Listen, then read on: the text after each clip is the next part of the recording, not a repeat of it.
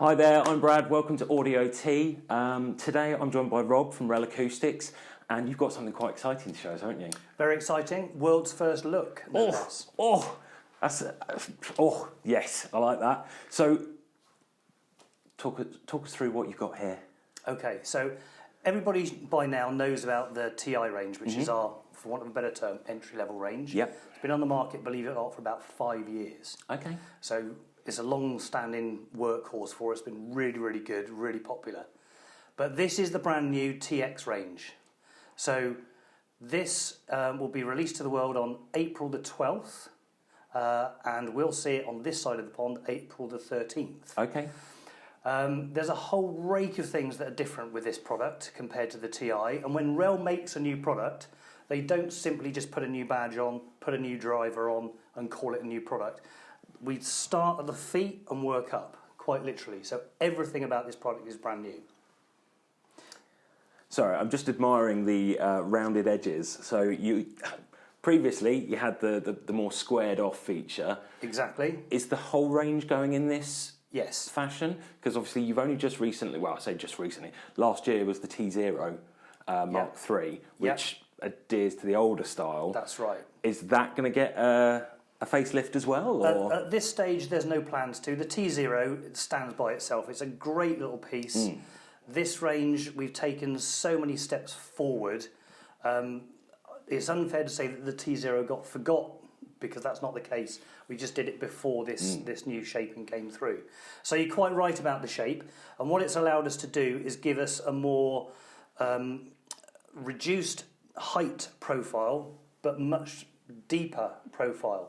So in essence we've increased the box size, and what that means is we can now drive the unit at much lower frequencies than we had access to before on the previous range. Now the previous range was no slouch when it came to low notes. No. But this will go an awful lot lower. We just had one of our friends review this for one of his review websites, and he's measured it. We quote this down to 28 hertz. He's measured it in his room down to 20 hertz. Okay. So significantly lower. And okay, if we say we go down to 28, we roll off past that. That's how things work. And what did the predecessor go down to? Predecessor wouldn't have got down as far as that. No. So does that make it more of an all-rounder to do hi-fi as well as home cinema, or is it still geared towards the hi-fi element? Well, that's a really good point.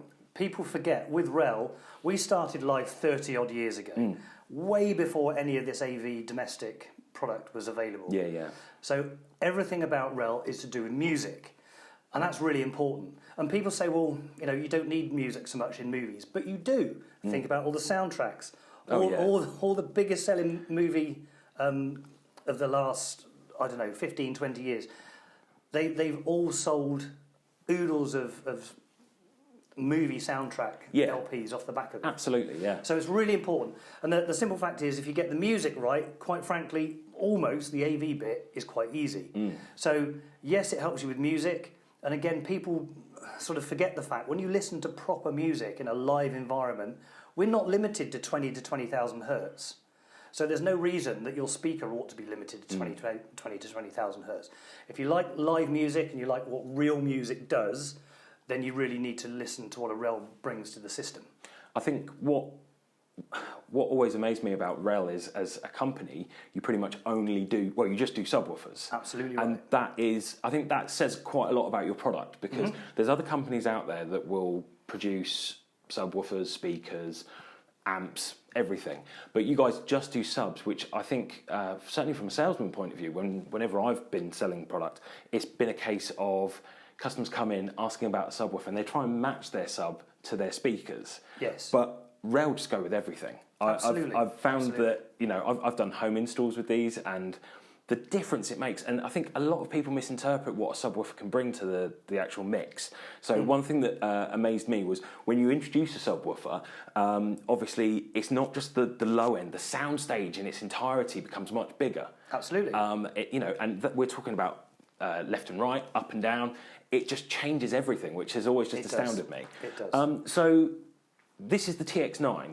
This is the 9. There's 2 further products in the range. So this is the top of the TX range. So this replaces the T9i. So this will be called the T9X. Yeah. And just quickly, let's talk about what this offers. So it's the biggest in the range. So it's got the most powerful amplifier. It's got the biggest driver. Now we're a bit clever with the way that it's designed. Yes, you can see it's got a 10-inch driver, but we've also got a 10-inch passive radiator underneath. Right. With REL, we don't believe in holes in boxes. No. Sealed boxes give us much more control, much more power. So we use passive radiators underneath just to give us that power and strength. Below the T9X is the T7X, which features a slightly smaller driver, an 8-inch driver, but it still has the passive radiator underneath. And then the baby in the range, it's a bit strange to call it the baby because it doesn't sound like a baby, is the T5X, and that will give you, if you like, a standard form with no front driver, just a downward firing active 8-inch driver. One thing that I've always wondered about the downward firing is, obviously, everyone's homes are different. Yep. You know, people have carpet, they've got laminate, they've got solid wood floors.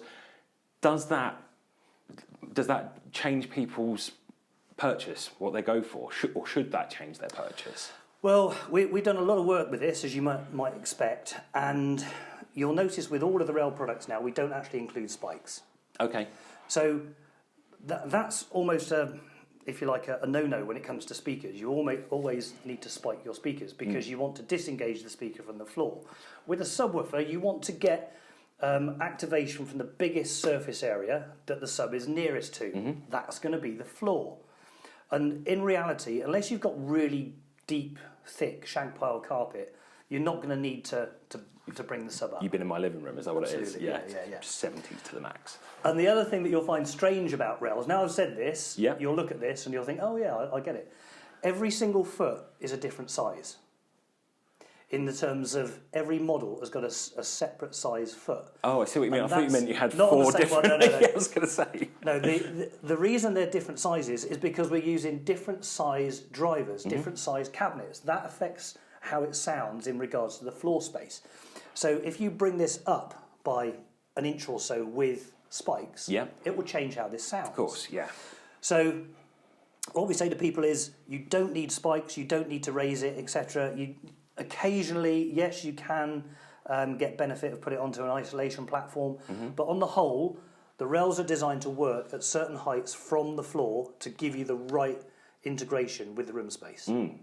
Well, I think from an engineering point of view, it looks fantastic. It does, doesn't it? The rounded edges, it's simple, but it really makes a difference. Because I think the problem is with hi-fi, things can just look ugly.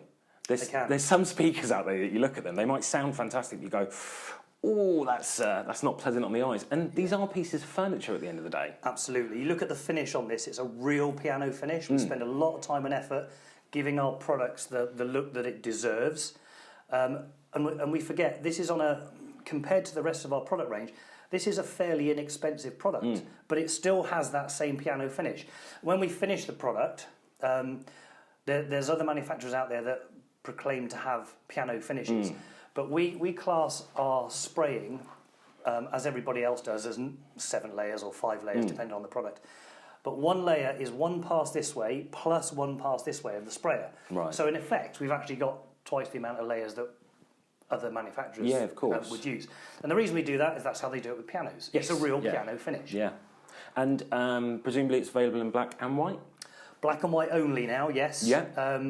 We've pulled away from wood finishes and we get asked about wood finishes time and time again. The only problem is walnut in one country is different to walnut in a different country. Yeah. And there are so many different variations on every type of wood, it became impossible. Believe me, I'm in the middle of a home renovation at the moment, so looking at flooring, things change between manufacturers. So with speakers, you know, what, say for example, Spendor call walnut and what, PMC call walnut, very different. So, black and white do tend to go with everything. It's just the fact of it. So, well, there's another little trick as such that I can let you into. We had a customer that was insistent on having a wood colour finish on his REL. It was one of the big RELs. Yeah. We said, look, I'm really sorry, we can't do it. and we sent him down to a car wrap company. Of course, yeah. Took a picture of his speakers. He matched it exactly. They wrapped it, and you would not know that it wasn't a solid piece of wood. Yeah, and I think some other manufacturers, certainly in the pro world, like studio manufacturers, they actually do that quite a lot now. Because obviously, again, it's pieces of furniture. You want it to match. You want things to stand out. It's got to look cool. So it certainly looks smaller than the predecessor in terms of height, because that was quite a chunky boy, wasn't it? Absolutely, absolutely. Well, it's amazing how your eye is drawn to this in the right way, if that makes sense. Yeah. Because it's deeper and because it's flatter, for want of a better term, we have actually got more cabinet volume. Yeah. So you're quite right. The other one was taller and slimmer in many ways. Yeah. But this will give us more power and more depth because we've changed the cabinet structure. Yeah. The other thing as well that's worth mentioning is the MDF that we're now using is thicker because we've got to, if you like, take control of the power that's now available. Yeah, of course. Well, I think it's a shame that with videos like this we can't demonstrate the power of something like this. So it's really important that if you guys out there want to have a listen to this, obviously you can visit any of the Audio T stores, because REL is available in all Audio T stores just because they are fantastic. And that's an unbiased opinion. It's not because you're here and I'm worried he's going to beat me up. It is just a fact that, like I say, I've found them to be fantastic subwoofers, and they fit the bill. And I think what's nice is that whilst it is still a big box, it's not intrusive in a living space. Absolutely, absolutely. We hear this a lot. People say we haven't got space for a subwoofer. You've got to remember that these things can be put, in some instances, behind your speaker. If the speakers are placed properly, they're out in the room. The sub can go behind it. All of these feature wireless, so you can actually put them out the way pretty much altogether. That's with the Arrow. With the Arrow, with this product, yeah. Yep. I mean, in fact, my centre channel subwoofer that underpins my centre channel speaker is behind where I sit, but it still gives the impression. So how many subwoofers do you have? More than one.